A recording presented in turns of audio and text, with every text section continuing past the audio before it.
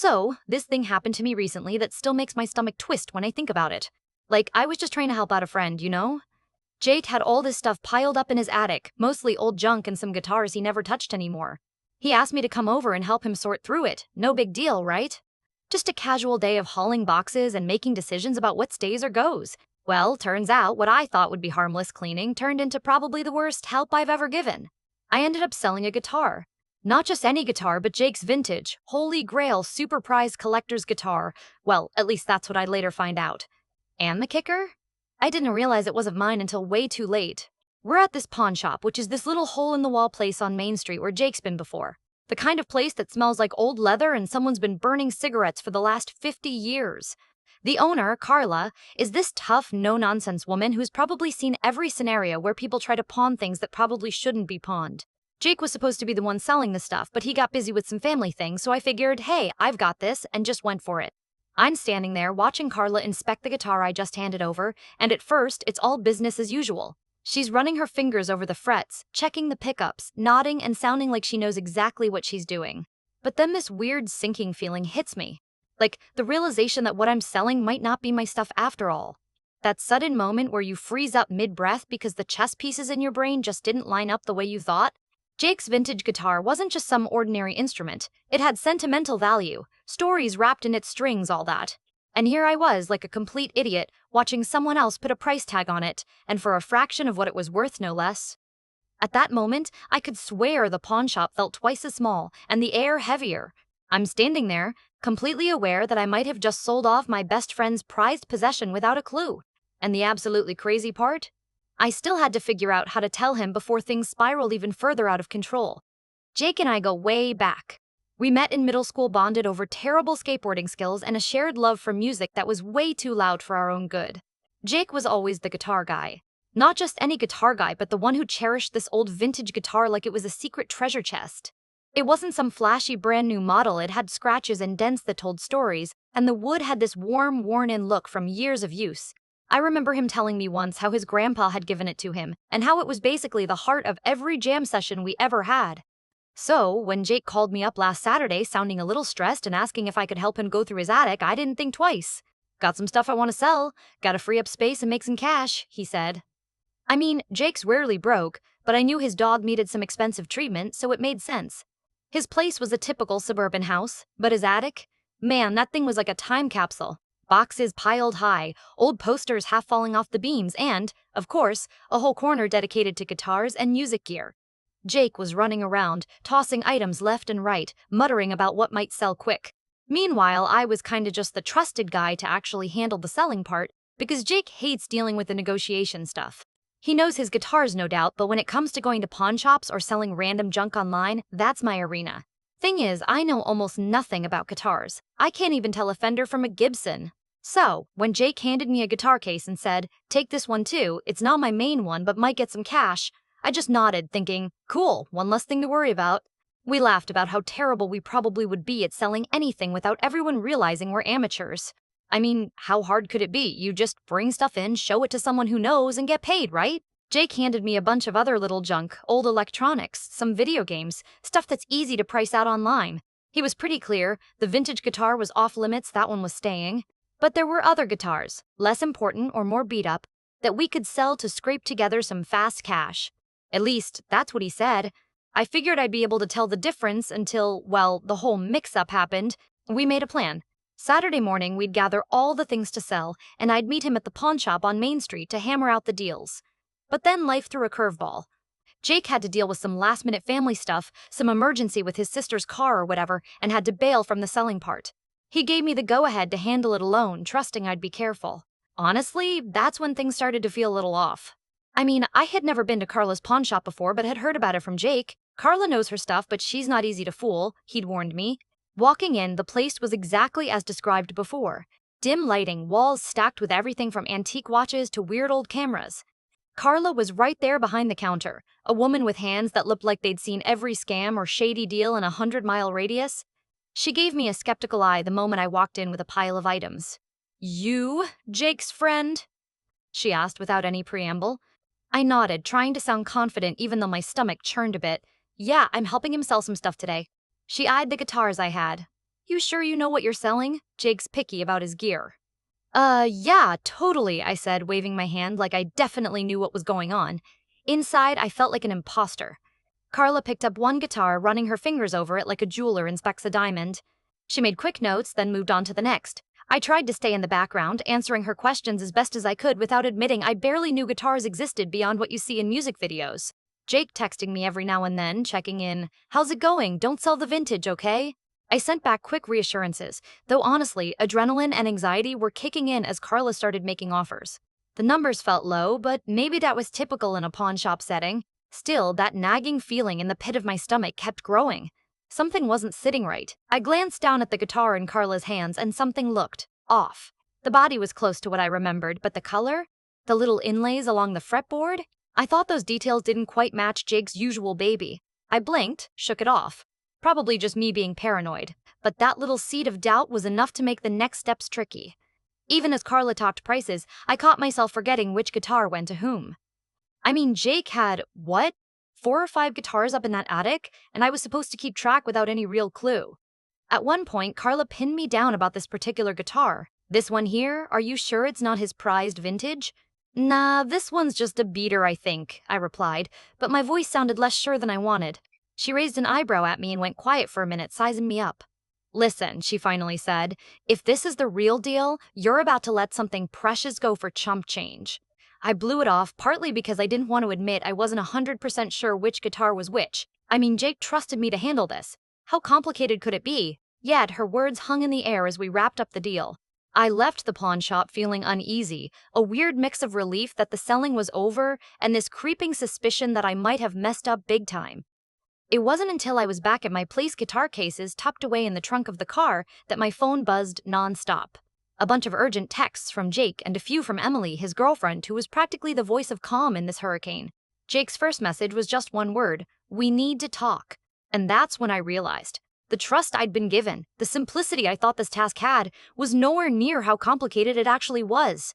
I had stepped into something way bigger than just helping a friend clear out some junk, and I was about to find out exactly how messy that could get. After the texts started flooding in, I swear my heart was doing somersaults. I kept staring at my phone, feeling like I was stuck in one of those slow-motion movie scenes where everything sucks and it's all your fault. Emily's messages were calm, all this helpful stuff about just breathe and talk to him gently, but honestly, I was already spiraling. I called Jake and his voice was tight when he answered. Did you sell the vintage? No. I was sure I hadn't. That's what I told him quickly, trying not to sound like I was backing up an accident waiting to happen. Jake, I double-checked the guitars I was selling. The vintage one was off limits, remember? I swear. He sighed heavily on the other end. Dude, Carla just called me.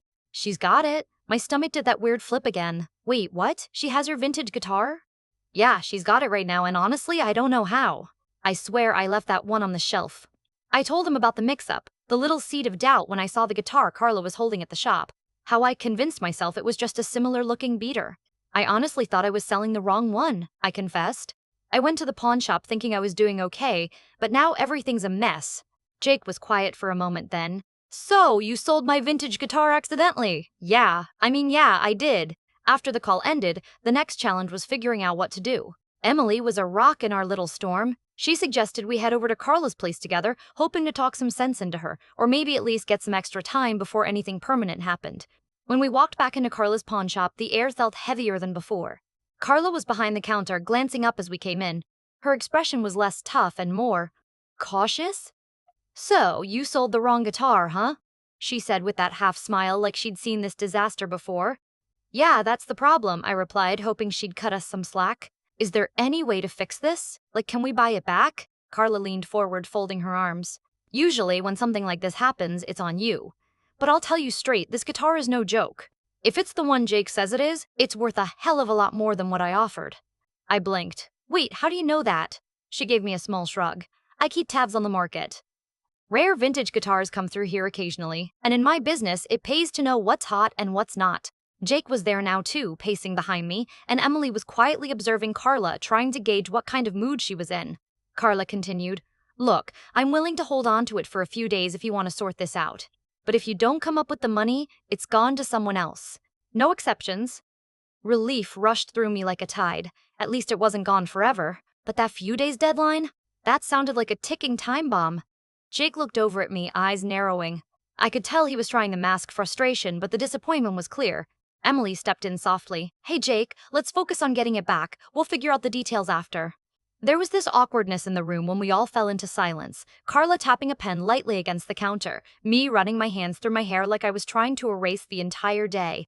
Then Carla popped the question. You got the money to buy it back? Ha! If I did, we wouldn't be here with this mess at all. Jake shook his head. No, but I might have an idea. That little spark of hope gave me something to cling to. Emily looked curious. Jake explained there was a local music shop that occasionally worked with pawnshops to buy or trade rare stuff. Maybe they'd be interested in helping us out, or at least fronting the cash until we could repay. Carla raised an eyebrow but held her ground. I'll hold it for 3 days, no more. 3 days? That's all the time we had. Walking back to the car, my mind was a whirlwind. I kept replaying how everything had gotten so tangled. From me not knowing a damn thing about guitars, to that one moment when I thought I knew what I was selling, to realizing I'd basically sold Jake's lifelong treasure for pocket change. Emily was quiet beside me, but then said something that stuck. At least Carla seems fair, even if tough. That could have gone a whole lot worse. Yeah, I thought grimly. It could have been a complete disaster. And honestly, I felt like I'd just barely dodged a bullet. But dodging isn't winning. Jake was still mad, and I wasn't about to blame him. The trust he'd put in me felt like it had cracked, and I wasn't sure how to fix that just yet. The night settled in as we made plans to hit that music shop tomorrow. Yet no matter how much I tried, I couldn't shake the feeling that this whole thing was about to get even more complicated. Because when you mix friendship, trust, and someone else's irreplaceable guitar, well, things rarely stay simple for long. So, the next day, we showed up at that music shop Jake had mentioned. It was this bright little place, nothing like Carla's pawn shop clean, with guitars hanging on the walls like trophies and a couple of customers quietly browsing. The owner, Mike, was a friendly guy who somehow seemed to know Jake's story before I even opened my mouth to explain. Jake laid out the situation, how I'd mixed up the guitars, how Carla had the vintage beauty now, and how we were racing against the clock to get it back. Mike rubbed his chin thoughtfully and then said something kinda surprising. Look, I like to help out when I can, especially with rare gear. But money's tight, and these things aren't cheap to move around. Here's what I can do. I'll front you the cash to buy it from Carla, but you'll owe me. Interest-free, as long as you bring me your first concert ticket or jam session invite as payment. We all cracked a smile, even Jake, which was a good sign. It felt like no one was trying to take advantage, just people figuring out how to untangle a mess. Next up, we called Carla. I could hear the skepticism in her voice at first. She didn't do favors lightly. But when Mike vouched for us, suddenly things got real. Carla agreed to the deal and we arranged to meet at her place later that afternoon. Walking into Carla's shop again felt different this time. There was still that old leather smell and cigarette haze, but now it was charged with a mix of hope and the pressure of the ticking clock. Carla pulled the guitar out from behind the counter. Man, standing there, seeing that guitar in the light felt like looking at a piece of someone's history. The scratches, the worn fretboard, the faded finish, they weren't just marks, they were stories. I handed over the money Mike had lent us and Carla nodded. All right, you got yourself a deal. She wasn't smiling exactly, but there was a certain respect there, a recognition that we'd all been caught in a tough spot but managed to own up to it. Jake sidled up to me afterward, clapping me on the back a little harder than necessary. Guess you weren't the worst wingman after all. I laughed, but inside I felt a heavy weight shift. Relief, yes. But it was tangled up with the sobering lesson about trust and responsibility. Driving home, the guitar safely in the back seat, I thought about how easy it was to mess things up when you don't fully understand what you're dealing with. Someone trusts you to handle something valuable, not just a thing, but memories, feelings. Emily turned to me and said quietly, You did what you could. Now, just think twice next time they ask you to sell anything. I nodded, already imagining the potential disasters lying in wait for my next helpful favor. That night, Jake set the guitar carefully in its usual spot, giving it an almost reverent glance before joining us at the kitchen table. We sat down, the tension easing. There was a lot unspoken between us, but the fact that we were still standing there together, laughing over how I managed to nearly ruin everything, that felt like a start. Yet part of me kept wondering as I looked over at that guitar shining quietly in the corner, was this really the end of the story? Or was it just the close of one chapter, with the real test of trust still ahead? All I knew for sure was that maybe next time someone asks me to sell something valuable, I better triple-check exactly what's in my hands before I make a move. Because honestly, after this, I'm not sure I should ever be trusted with anything more complicated than a pack of gum.